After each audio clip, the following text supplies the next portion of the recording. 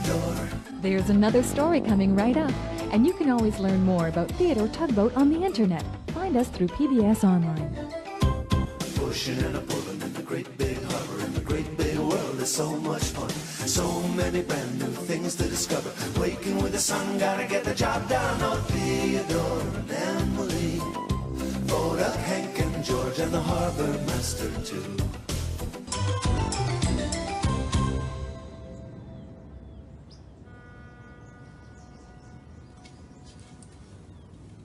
Hello. Have I ever told you about this parrot? Now, this is a very special parrot. His name is Pierrot. Pierrot Parrot. I got him as a birthday present one year. My great Aunt Emma gave him to me. Great Aunt Emma always gives me the best birthday presents. But you know something? The best present Aunt Emma ever gave me didn't come from a store. You can't hold it in your hand. You can't see it. I keep it right here. Can you guess what it is? I'll give you a hint. It's a story about the time that the tugboats gave the dispatcher a very special birthday present.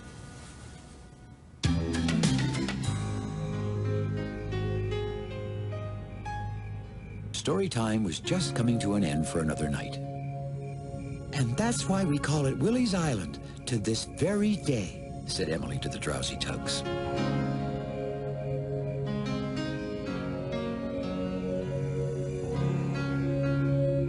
Now, we better get to sleep.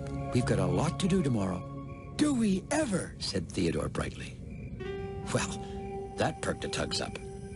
They could tell by Theodore's voice that he had something important to tell them. Why? What's happening tomorrow? Asked Hank excitedly. Is it race day? No, something even better than race day, said Theodore with a big grin. It's the dispatcher's birthday. And I think we should have a party.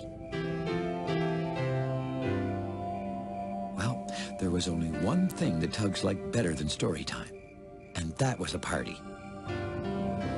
Hank was so excited he started doing circles around the others. We'll need decorations, said Emily. I've got some lights, Theodore remembered. I've got a big rope for a tug-of-war, added Hank before he raced off again. And I can play Happy Birthday on my whistle, said Rhoda, trying not to sound too proud. Emily and I can pick up the balloons after work, George offered. And Hank and I'll get the present, said Theodore. Why don't we all meet back at Bedford Buoy so we can surprise the dispatcher together? It sounds like we really do have a big day tomorrow, said Emily, smiling. I think I better try to get to sleep.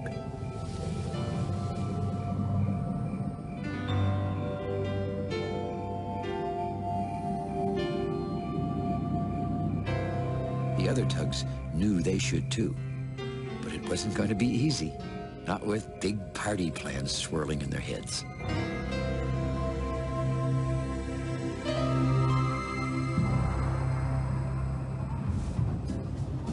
Theodore's job the next morning was to tow Bayswater barge to the oil refinery dock.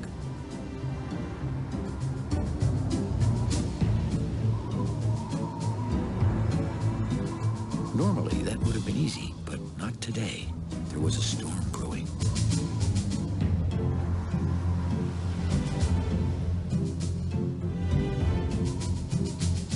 Even with Hank helping, the waves were making it hard for them to get anywhere.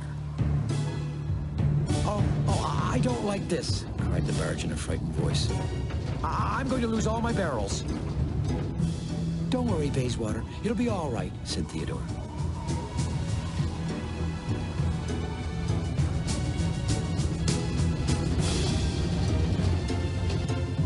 Theodore knew it was important to stay calm when the ocean was not. But the truth was, the barge was losing a lot of barrels.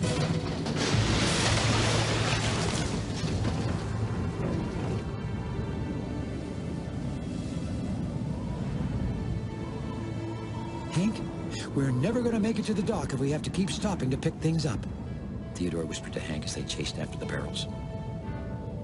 Then we're never going to make it to the party either, said Hank. party, Theodore thought aloud. That gives me an idea. Let's use the tug-of-war rope to tie down the barrels.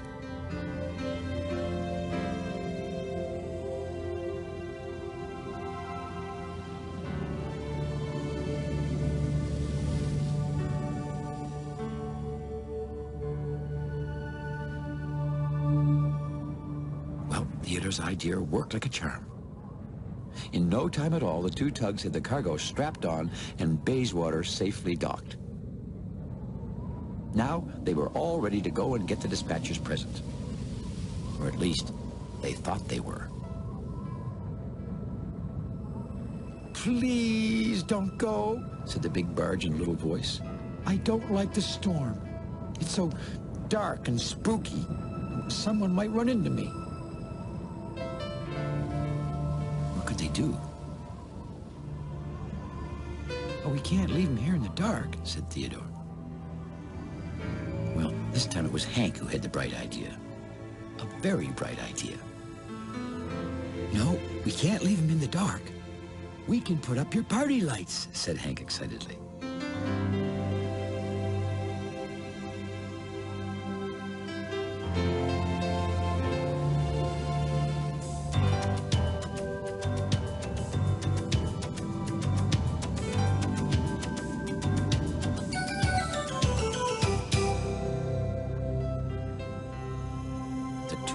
Worked away, and soon Bayswater was aglow with colorful lights and a great big smile. "Well, no one's going to run into you now, that's for sure," said Theodore, grinning. "And do you know what?" asked Bayswater. "These lights are so happy and sparkly, they make me feel kind of happy and sparkly, too."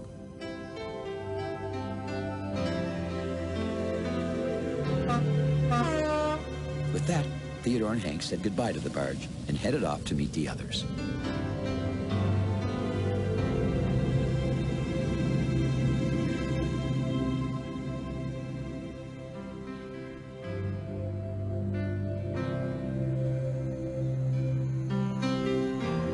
Well, for a tug on his way to a party, Hank didn't look very happy.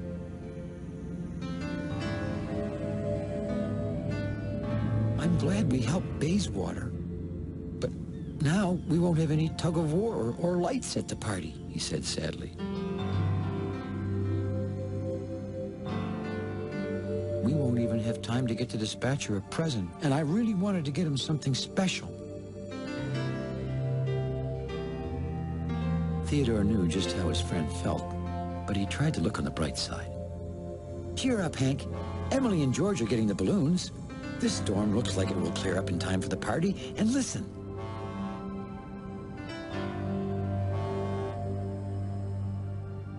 There's Fodak blowing his whistle again. Don't forget, he's going to play Happy Birthday.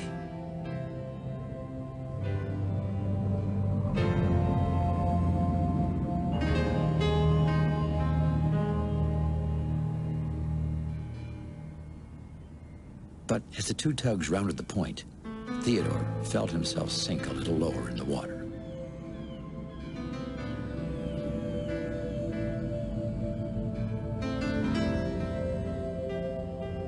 Emily and George said they'd get the balloons after work, and here they were, still working. "Oh dear, oh this is all my fault. I guess I'm just not as slim as I used to be," bumbled Clementine, the container ship. She was sorry for getting stuck, and she was doing her best to help. But it was just no good. Emily and George couldn't budge her.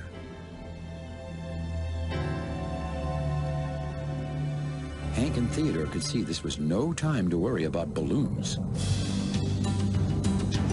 They rushed to help their friends.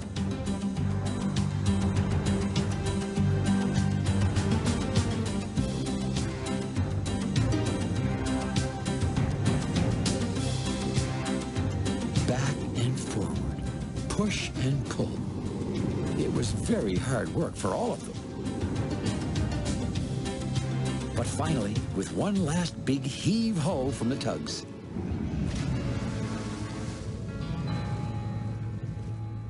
Clementine was on her way. "You better hurry now," she said as she thanked him. "I wouldn't want you to miss the party just because of me."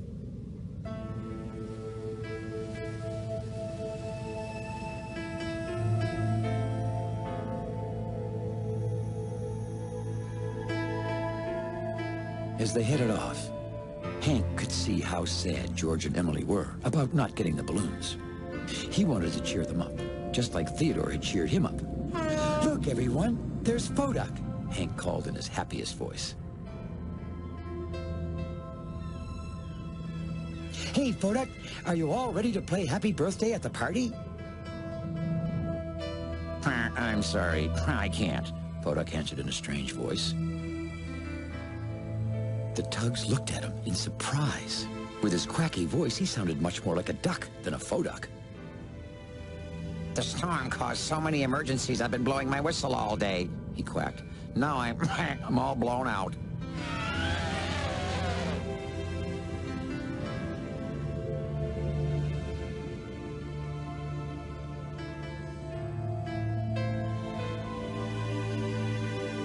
Well, it was a sorry-looking bunch of Tugs that arrived back at the Great Ocean Dock. They were tired and sad, and they didn't have a thing to give the dispatcher for his birthday. "You look like you've had a rough day," the dispatcher said kindly. "I understand the storm caused some problems."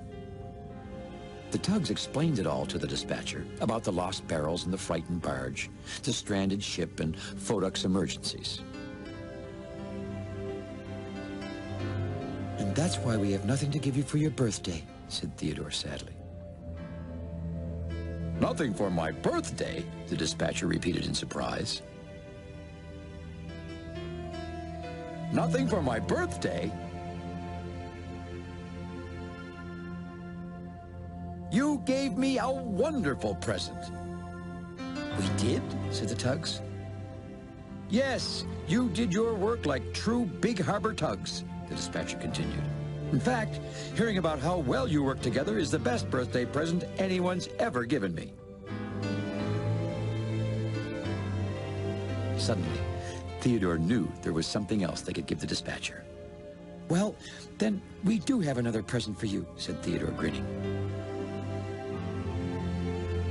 "We'd like you to hear more about our day. We'd like you to join us for story time." "I'd love to do that," said the dispatcher with a big smile on his voice.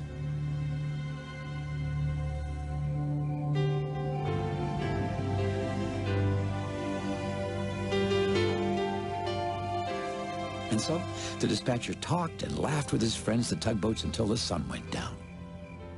It was his best birthday ever.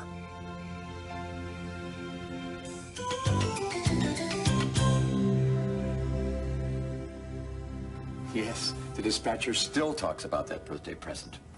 So, have you guessed what it was that my great Aunt Emma got me for my birthday one year?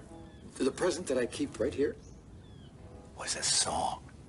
Yep, Aunt Emma taught me a song that I could play on my tuba. I think you might know the song. Thanks for visiting us here in the Big Harbor. We'll see you all again next time. I think you might even be able to sing along.